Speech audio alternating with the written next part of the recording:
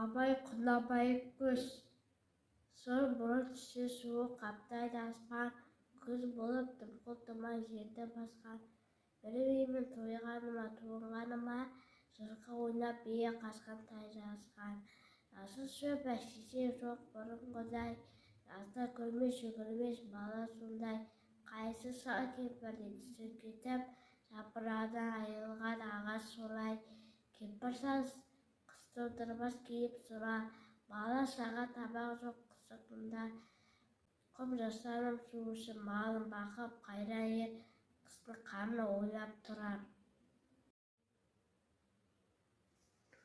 Мұқағали Мақатаев. Табиғат адамзаттың анасы. Табиғат адамзаттың анасы ғой, мейірімін төгеді әр жарасына ой.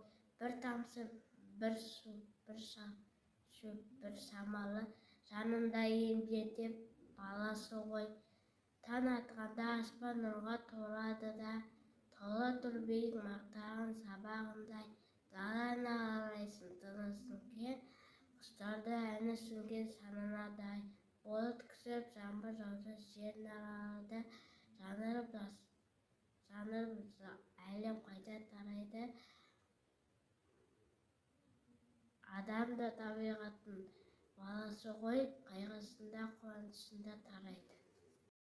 Наурызда әзіре алтын күз жапырақтар жасыл түсті сары түске бояды. Бар тіршілік қайта тұрып оянды. Кей ағаштар сары түсті қоңырқай боп, көз татыр енді түске бояды. Алтын күзі мерекелі болшылық, бар адамзаттың көңілі ешкім таршылық.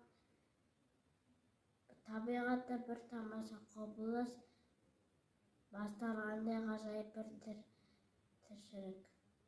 Айналама қарасам ағаштарға, күн сәулесі түсіп тұр ол тамашама. Құстар ұшып биіктеп қанат бұлғап, бәрі сары күзге жарасама.